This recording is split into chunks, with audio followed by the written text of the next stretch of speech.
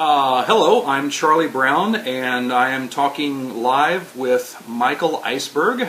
And Michael, I just want to say how much me and all the folks in the Facebook page appreciate you taking the time to do this. We're really looking forward to being able to enjoy this interview. Okay, well, I'm ready and waiting. Okay. And I think this is really kind of a kick.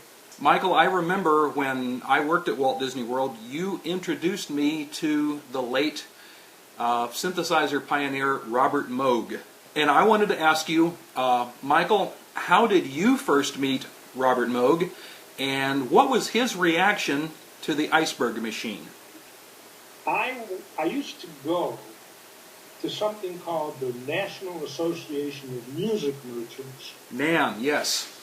Convention. They now hold it in Anaheim, but years ago they would hold it in Chicago sometimes, and then they had it in Atlanta sometimes. But I believe it was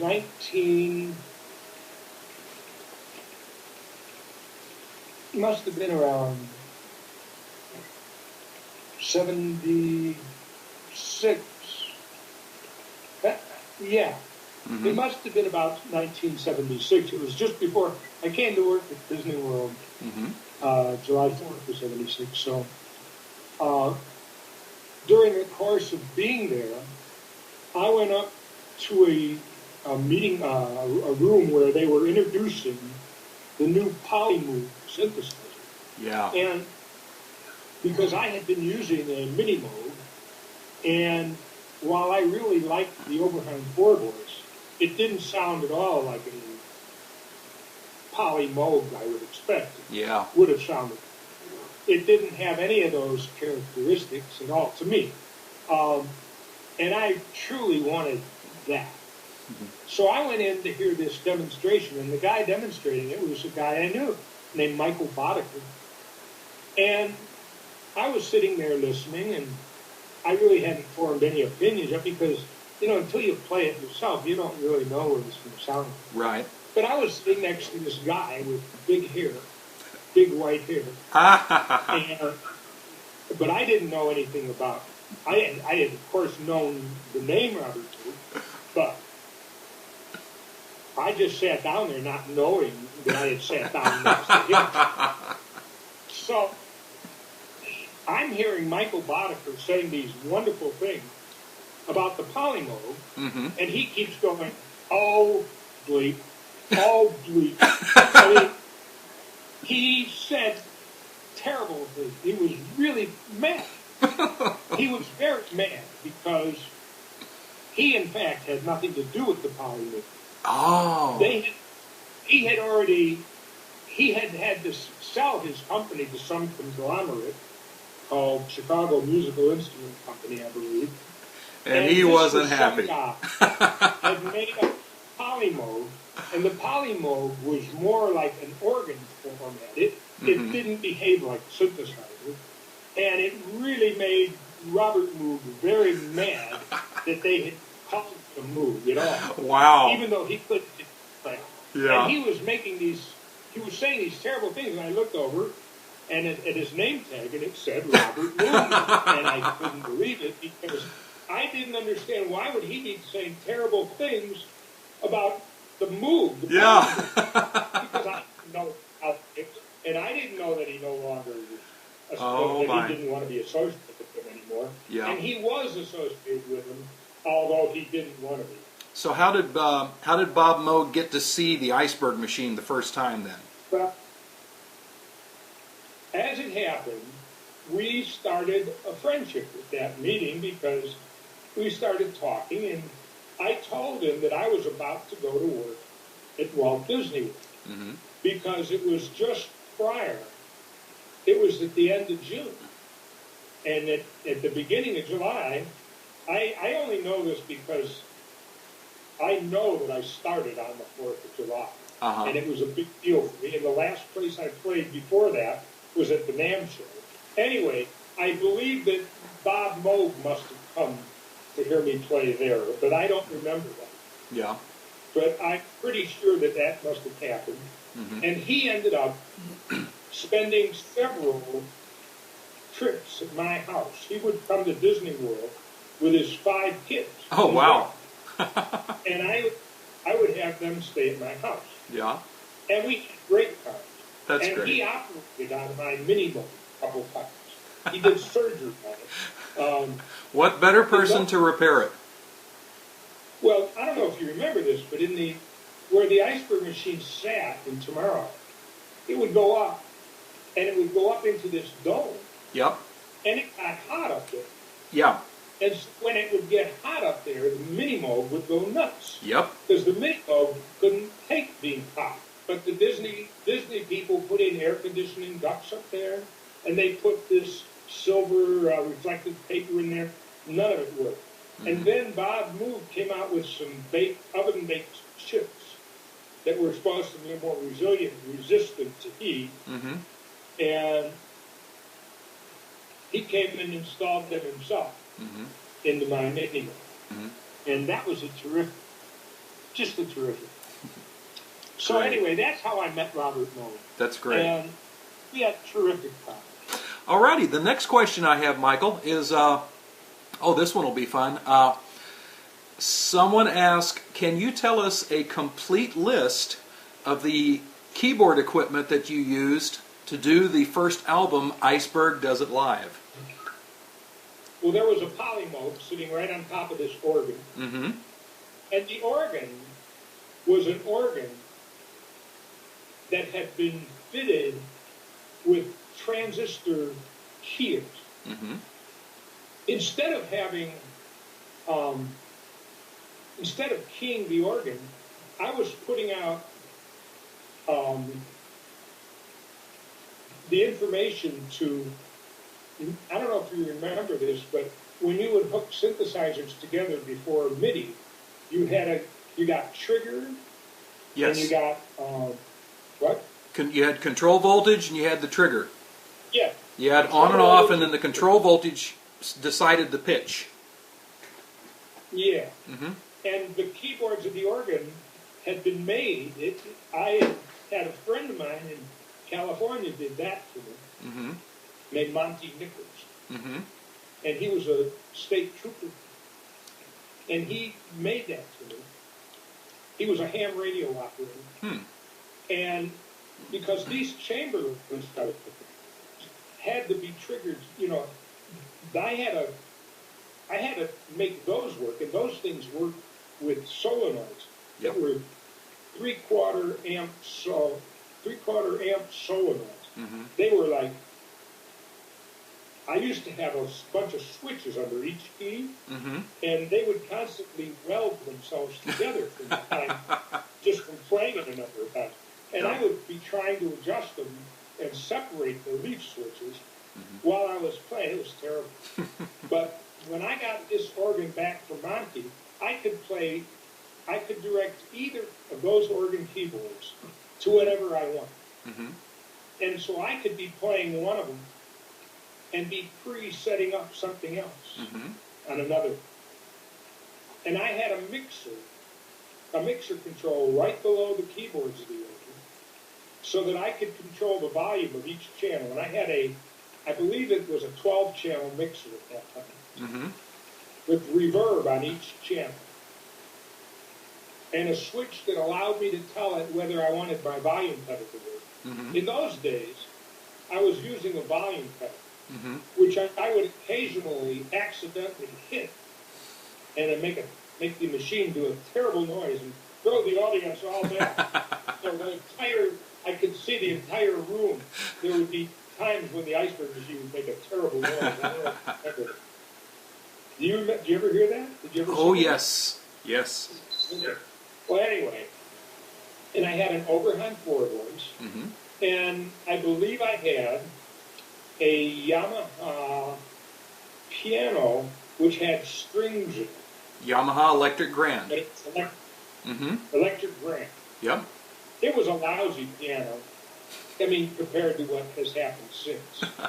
But at the time, it was very impressive, though. I was very impressed. It had a beautiful sound at the time. Trying to move it around, because it was almost as heavy as a piano. Yes.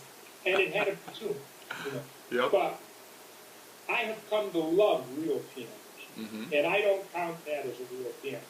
Nothing ever worked as good as reaching your hand over and grabbing the synthesizer and changing the knob. And turning a knob. I had a mini Moog, and I had an overhang expander module, and I had a little Steiner synthesizer, a one note, a two oscillator one note. Well, of course, the mini Moog was one note, and the mini Moog was hooked up to whatever the top synthesizer was.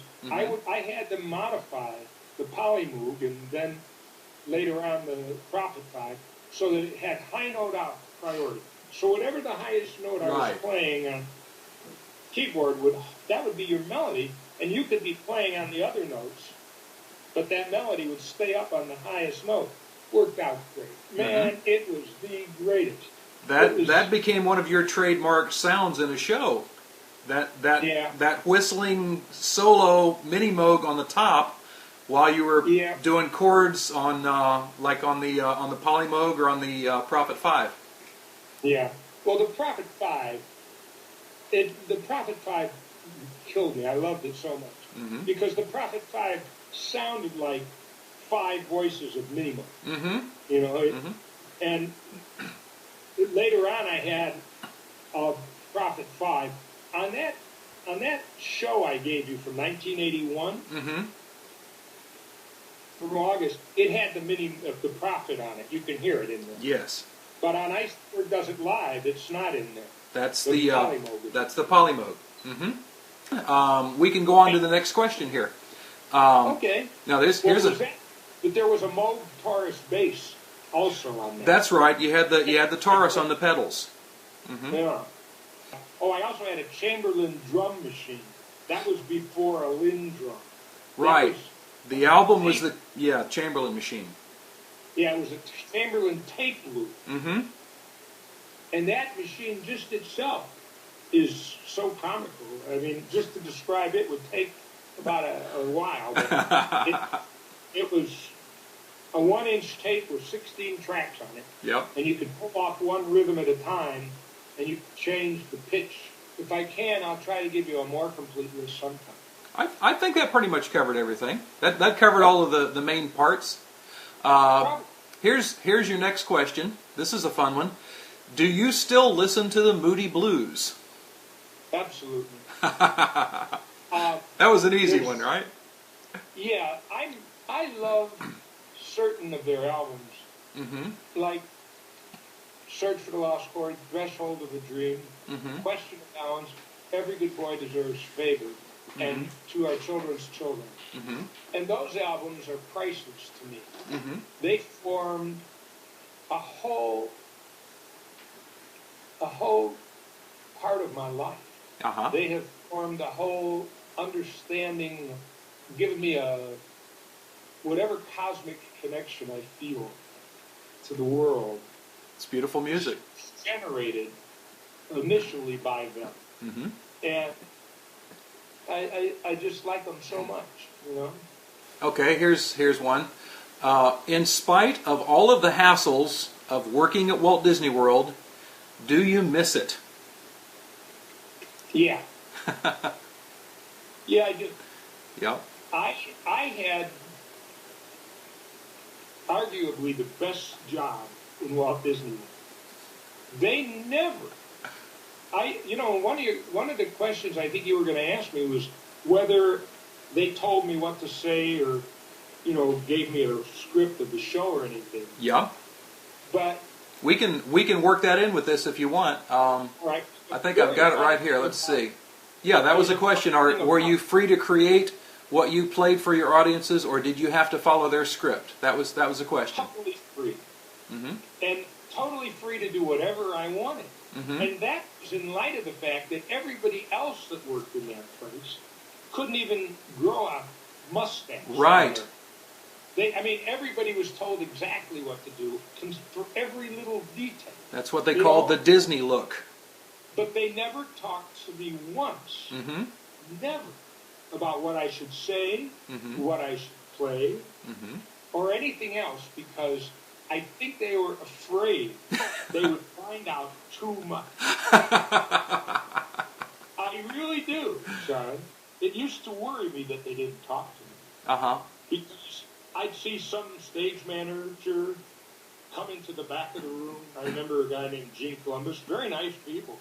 But I'd see them standing there, and then they'd leave, and I wondered, did I say something wrong in that show? I never heard from them.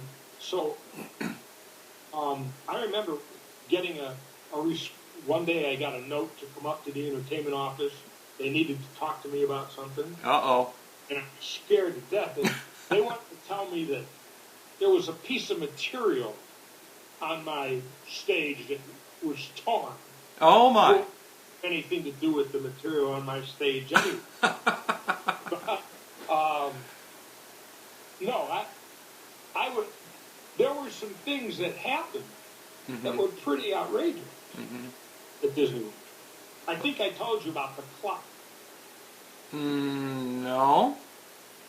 Well, at Disney World, where I performed, there was a Mickey Mouse clock. Okay. With adjustable hands, allowing you to. And at each show there was a light guy, a light man, a tech guy, who would run the lights in the show and announce the show. And at the end of the show, he'd go up on the stage and open up the little glass door and readjust the Mickey Mouse hand. The little sign that said when the next show was. Okay. Right. Well, what happened was, little children watched that guy. Ah. And they would go up and play with the hand. And say whatever the kids put it at. And then it would make people kind of mad at me when I didn't show up to the show then because I didn't know that anybody had done that. So I told the company about it, and they said, well, they'd have to talk to the people out in Bourbon. Because, as you know, when you're at Disney World, nothing. It's like being in the Army. Yeah.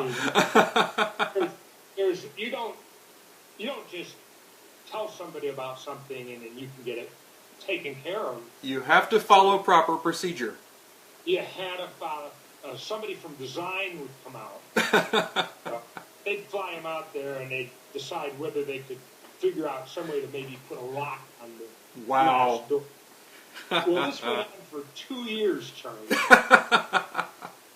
And finally, someone stole the clock. And I know who it was. Oh, my. Yep. That's great. But you're not telling, are you? Well, as long as it got fixed. It had to disappear. And it finally did. Because when you were performing at Walt Disney World, what was your favorite song to play? Well, on that show, that August show that I found that, only about 5 years ago. Really? I have a bunch of audio tapes, cassettes. That album recorded off of cassettes, sadly enough. But it was like so much better than Iceberg does it live. I just liked it so much. But in that album, I did what? You Got to Make a Journey Out and In, a Moody Blues song. Waiting for a Friend of Mine. Yes. And Down from the Mountain. Love Is What We're Here For. That was what the name of it. Yes. What? I remember that very well. Yeah, I never finished the song, but I remember writing the song. All of the songs I wrote while I was at Disney World, were really all the songs I've ever written were written because I was inspired by them. I don't know if I was doing the song Flashbacks when I was, but that was a very favorite song of mine. It's the last song on Tip that I feel that may be the best song I ever wrote.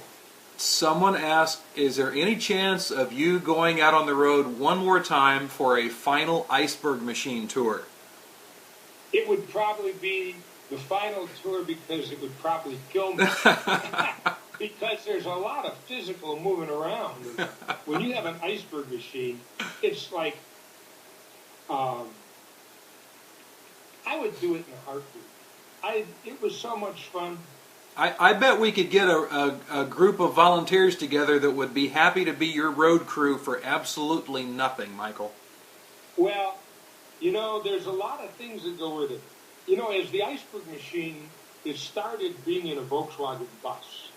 Yeah. And little by little, the vehicles had to keep getting bigger because the iceberg machine grew constantly. Didn't you have a full-size bus at one time, a real bus? Yes, I had a full-size Greyhound.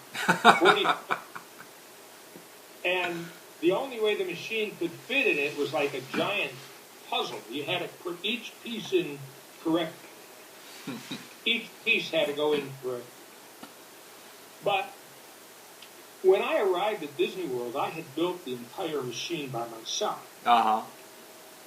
Except, people would help me, like the guy in California, the highway trooper that built the Transistor King, and Boomer built the...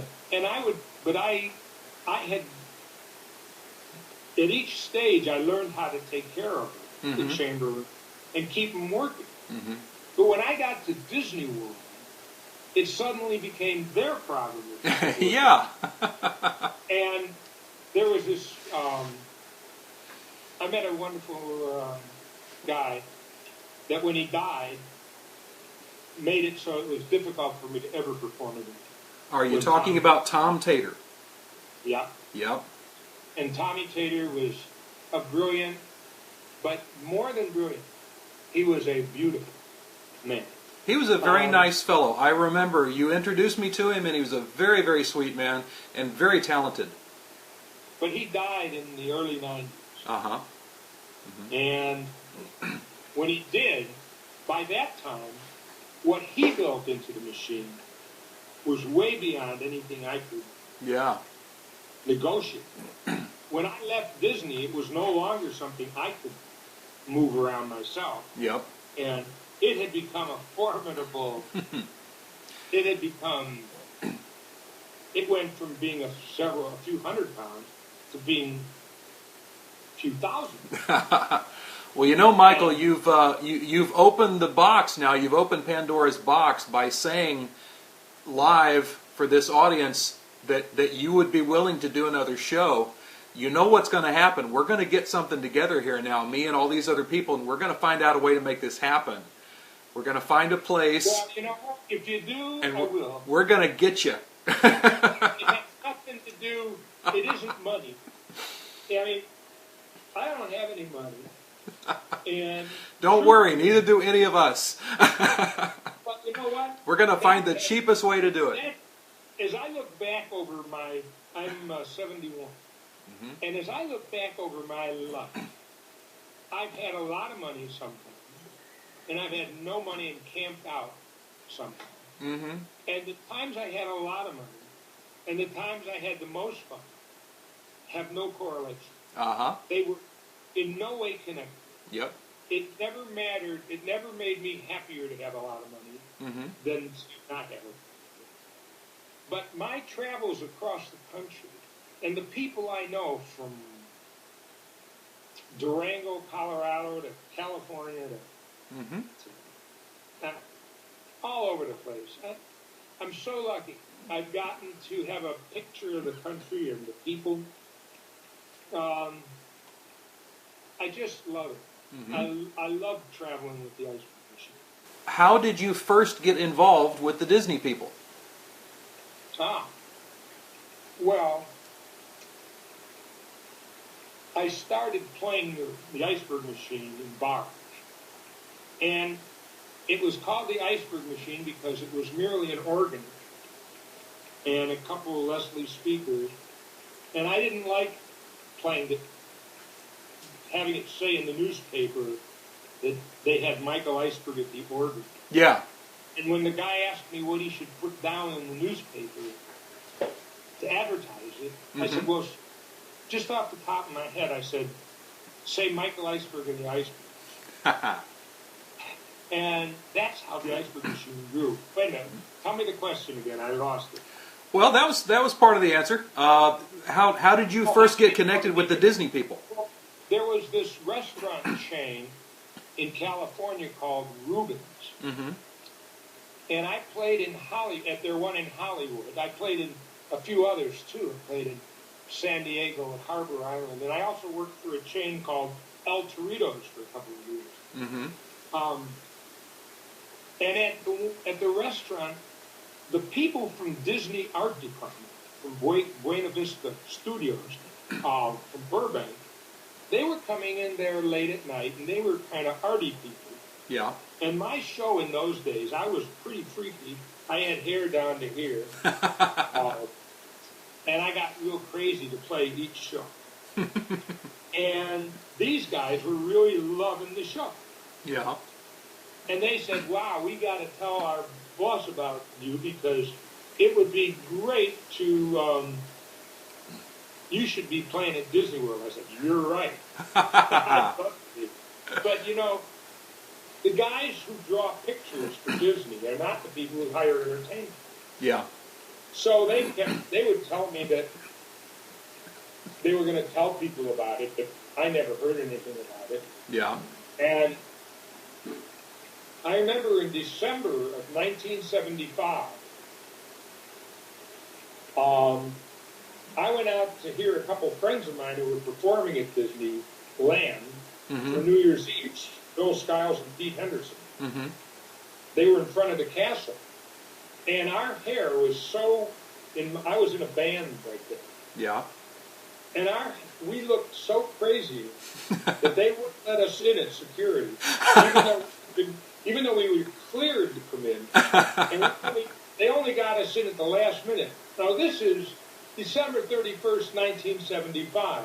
And of all the ironies, they hired me in May of 76. I think I would be an entertainer there.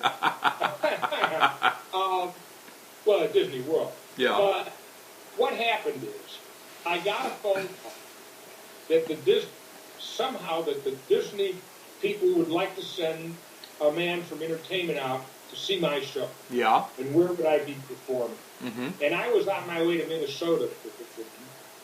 And he went out to see my show. And the best thing that could ever happen to you, if you're auditioning for somebody, happened to me. He couldn't get in. He couldn't get in to see the show. That's great. Yeah, that's the kind of thing you could only wish for. Yes. But he came back the next night and got there early. Yeah. And the next place I was going to play was New Orleans. Mm-hmm. And they came and saw me there. They gave me a 3-week contract at Disney World. Yeah. And then every 6 months, they would hold me in suspense and not tell me if they wanted me to stay or not. Wow. And the machine kept growing and growing. And it was getting harder and harder to think of being able to leave them. But they kept doing this thing where they wouldn't tell me whether they wanted me to continue. Wow. And finally, some colleges asked me to come play, and I did. Yep. Well, anyway. Here's a non-Disney World question. All right. Okay. This is one of those. I call this a variation on the desert island question. I've always heard this in when they interview musicians. They say you're trapped on a desert island and you have a solar-powered record player. What do you take with you? Because what the question is what are your top 5 favorite albums? Oh my. That's always a fun one. I have Dylan's Greatest Hits Volume 2. Uh-huh. And I dearly love it. Mm-hmm. I have Glenn Gould playing the Bach Well-Tempered Clavier, and that's in 3 discs. And that's stuff I work on all the time trying to play. Mm-hmm. And I'm working on a bunch of those all the time. Mm-hmm. And I really love Derek Clapton's Layla album, Derek and the Dockman album. Yeah. And I love Close to the Edge, the Yes album. Mm-hmm. And of course all the Moody Blues albums. Mm-hmm.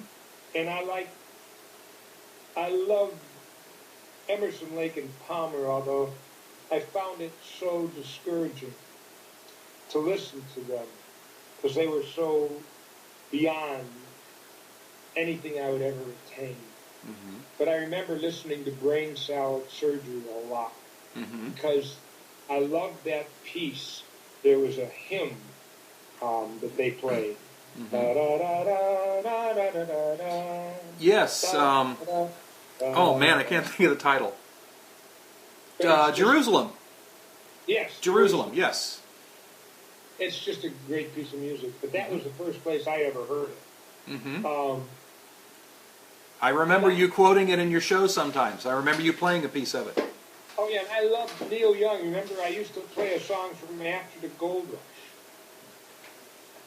And I used to play, there's a lot of music I love, but the Moody Blues, never quite pushed my button the way that, Yeah. nothing. What do you think of popular music today? It must be great. Because people are buying it. I guess so. But I haven't had much personal experience with it. Here's the next to the last question. All right. This is the next to the last, and if I mispronounce this, I apologize. I looked it up. Tikkun Olam. Tikkun Olam, yes. Someone wanted to know, do you feel that your music has been Tikkun Olam? And I believe that, did that mean healing the world? I know, I'm pretty sure that is correct, that those are Hebrew words that mean that. And I don't look at myself quite that loftily, Charlie. I would like to think that music heals the world. Uh-huh. And I would like to think that in some way I did something good. I have 4 great kids. But I feel very happy with what went on in my career. Mm-hmm. But I don't feel like I did anything for the world. Well, I'd like to. It's not too late. You know what? I think there's a lot of... It's over. That's right. I think there's a lot of people that would answer that question for you and say the answer would be yes, because everyone in the group loves listening to the recordings of the shows, and they're happy to get the new discs. I remember one fellow commented on the Facebook fan page after he got his discs. He said, there is no way when you're driving in your car, if you're listening to Michael Iceberg, there's no way that you can get a case of road rage. Huh. Because Michael Iceberg keeps you happy. Huh. So, Well, you're preventing road rage. I think I may be old enough to have grown out of road rage. Yeah. Well, your music is helping prevent it. This is the last question I've got that I actually had about 30 questions, and I had to pare it down to a small group of those because there were just too many to put into one interview. Maybe we can do this again sometime and use some more. Yeah, I'd love to do it. It's really been fun reminiscing. Great. Here's the last question, sir. Okay. It says, clearly you had a great impact upon all of us here by playing in the Disney parks, but what was the experience like for you? Well, if I hadn't done that, I wouldn't have had what I would have called a successful career. Mm-hmm. Because that elevated my life to where I could play for IBM all those years. Mm-hmm. And for all the companies that were associated that I met through playing for them. Mm-hmm. Here's what I want to close with, Michael. While we're still recording here, and I got you on the camera and everything, this'll be the wind up to the interview. By the way, what I want to do with this is once I get it all edited down, I think I'll just go ahead, if it's okay with you, I'll put it up on YouTube, because more people will get to see it that way than just our little group of 100 and some odd people. Okay. I'll put it up on YouTube, and that way if anybody goes to YouTube and they search for Michael Iceberg, this will pop up in the search. Ladies and gentlemen, Michael Iceberg and the Iceberg Machine.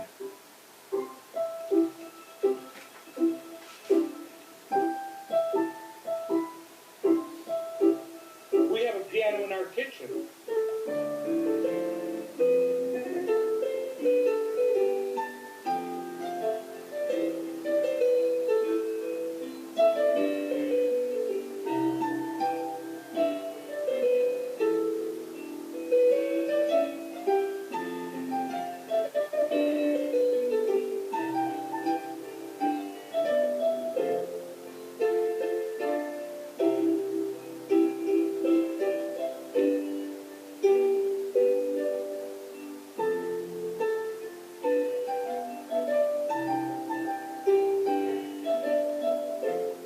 That's a piece of flashback.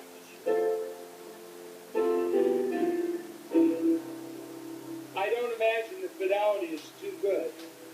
Oh, I still remember it though. And so does everyone else that's going to get to hear this. Michael, you almost made me cry just now from happiness. Well, That was beautiful. what a wonderful time we live in to be able to do stuff like this. Thank you so much for being with us, Michael. Here's what I want to close up with. I just want to give you just a minute to talk directly to the camera, talk to all the people that are watching this whenever we get this uploaded. What do you want to say to all those people? There are not hundreds, there are thousands of people out there that miss you, that remember you, that love you. Say hi to them right now. Well, you guys, just by what's going on, Charlie, you really made this person feel great. And you made me really feel like I'm still participating and still a part of this wonderful world we live in. And thank you for the feedback. Thank you for the great times. And I hope that we talk whenever you want. And anybody that has questions like this, it was a great time. Thank you, Michael. Thank you so very much. Alrighty, ladies and gentlemen, boys and girls, Michael Iceberg.